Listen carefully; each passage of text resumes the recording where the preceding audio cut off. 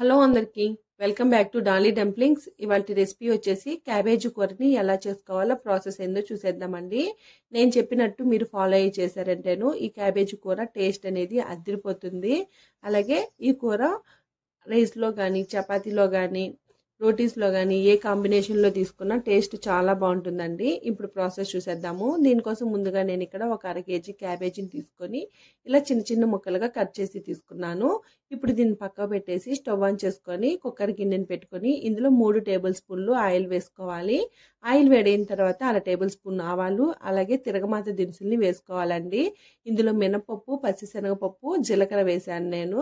అలాగే ఇవి లైట్గా కలర్ చేంజ్ అయిన తర్వాత పచ్చిమిర్చిని ఒక 3 తీసుకొని మధ్యలోకి కట్ చేసి వేసుకోవాలి. అలాగే ఒక పెద్ద సైజు ఆనియన్ని చిన్న చిన్న ముక్కలుగా కట్ చేసి వేసుకొని మంటని మీడియం ఫ్లేమ్లో ఉంచి ఆనియన్స్ లైట్గా కలర్ చేంజ్ అయ్యే వరకు వేయించుకోవాలండి. ఆనియన్స్ మరీ ఎక్కువ వేగాల్సిన అవసరం లేదు. చూడండి, ఈ విధంగా వేగితే సరిపోతుంది. ఇప్పుడు ఇందులో 2 రెమ్మలు కరివేపాకుని వేసుకొని ఒకసారి బాగా మిక్స్ చేసుకోవాలి. అలాగే ఒక 1/2 టేబుల్ స్పూను పసుపు వేసుకొని ఒకసారి కలుపుకొని ఇందులోనే 1 టేబుల్ స్పూను అల్లం వెల్లుల్లి పేస్ట్ని వేసుకోవాలండి. అల్లం వెల్లుల్లి పేస్ట్ వేసుకొని ఈ కూరను చేయడం వల్ల టేస్ట్ అయితే చాలా బాగా వస్తుంది. ఈ అల్లం వెల్లుల్లి పేస్ట్లోంచి పచ్చివాసన పోయే వరకు వేయించుకొని ఇప్పుడు ఇందులో మనం ముందుగా కట్ చేసి పెట్టుకున్న క్యాబేజీ తురుముని వేసుకోవాలి. ఈ మసాలా అంతా ఈ క్యాబేజీ ముక్కలో పట్టేలాగా బాగా మిక్స్ చేసుకోవాలి. అలాగే మధ్యలో కలుపుతూ ఈ క్యాబేజీని ఒక 2 నిమిషాల పాటు మూత పెట్టకుండా ఫ్రై చేసుకోవాలండి. చూడండి, నేను ఇక్కడ వీడియో క్లిప్లో చూపించే విధంగా ఫ్రై చేసుకొని ఇందులో మీ టేస్ట్కి తగ్గట్టు కారాన్ని అడ్జస్ట్ చేసుకోవాలి. నేను ఇక్కడ 1/2 టేబుల్ స్పూన్ కారం వేసానండి. ముందుగా మనం పచ్చిమిర్చి వేసాం కాబట్టి 1/2 టేబుల్ స్పూన్ సరిపోతుంది. ఇలా కారం వేసుకొని ఈ కారం కూడా బాగా మిక్స్ అయ్యేలాగా కలుపుకోవాలి.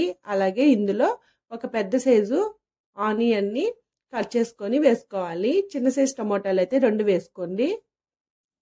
ఇలా టమోటాని వేసుకున్న తర్వాత ఒకసారి బాగా కలుపుకోవాలి. ఇప్పుడు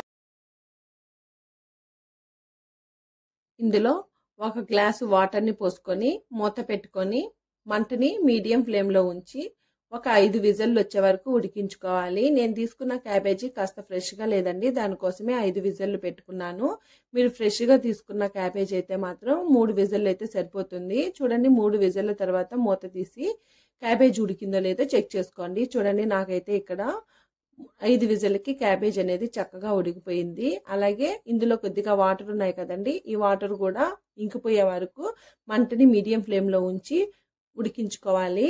అలాగే ఇప్పుడు ఇందులో 1 టేబుల్ స్పూన్ సాల్ట్ అలాగే 2 టేబుల్ స్పూన్లు ధనియాల పొడి 1 టేబుల్ స్పూను జీలకర్ర పొడిని వేసుకొని ఒకసారి బాగా మిక్స్ చేసుకోవాలి. ఈ వాటర్ అంతా ఇంకిపోవాలండి, లేదంటే క్యాబేజీ కూర అనేది టేస్ట్ బాగోదు.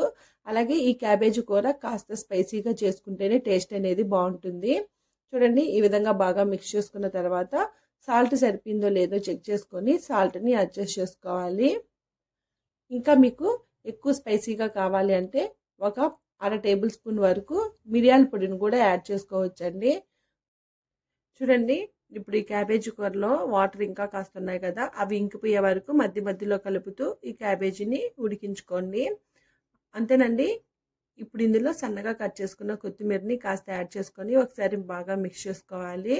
ఇప్పుడు స్టవ్ ఆఫ్ చేసేసుకొని దీన్ని వేడివేడిగా సర్వ్ చేసుకోవడం అండి. టేస్ట్ అయితే చాలా బాగుంటుంది. ఇది వేడివేడి రైస్లో కానీ చపాతీలో కానీ చాలా బాగుంటుంది. మీరు కూడా మరిన్ని రెసిపీస్ కోసం మన ఛానల్ని సబ్స్క్రైబ్ చేసుకోండి. అలాగే నోటిఫికేషన్ సింబల్ని ఆన్ చేయండి. Thank you for watching.